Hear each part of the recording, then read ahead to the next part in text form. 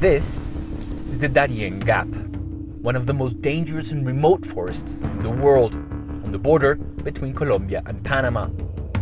Here, you'll find glimpses of paradise amongst the wilderness. On the Colombian side, the region has been controlled by guerrilla and paramilitary groups who profit from extortion, smuggling, and drug trafficking.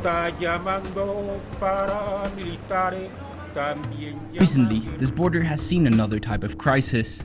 Thousands of migrants from all over the world awaiting their chance to cross the jungle. They come from Haiti, Venezuela, Cuba, but also many countries of Africa. Ahorita se van a meter en la boca del lobo y nadie va a estar velando por ustedes. No, me voy a meter en la boca del lobo y le voy a salir por atrás, como un estiércol. Leodani and Elidio are from Cuba. They're trying to get to the US. Like them, thousands of migrants pass through here every year, despite the risks it entails. Bastante benéfico han sido con nosotros, que por lo menos No han dejado cruzar. no han dejado cruzar no han dejado pasar por inadvertido, vaya, como le dije ahorita.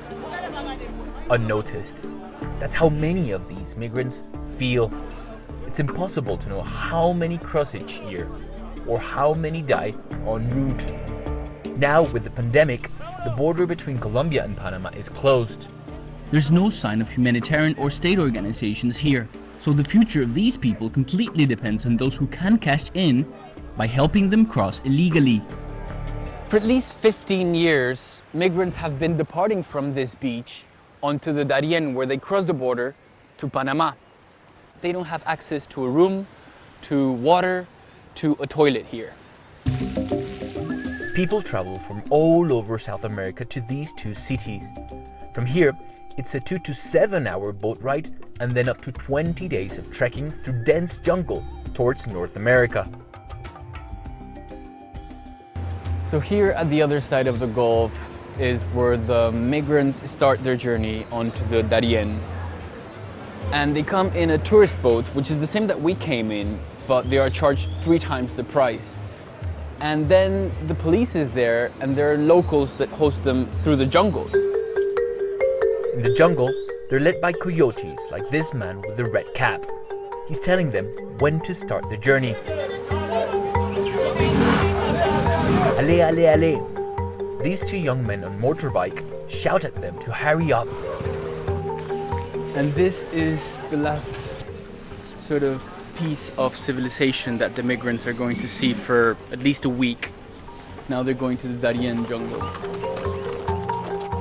The coyotes seem to be controlled by the so-called Clan del Golfo, one of the most powerful armed groups in the country, with around 3,000 soldiers. But the army captain tells me illegal migration isn't the only thing they're keeping tabs on. Que la presión que ejerce sobre la comunidad, sobre la región del Golfo de Urabá es significativa.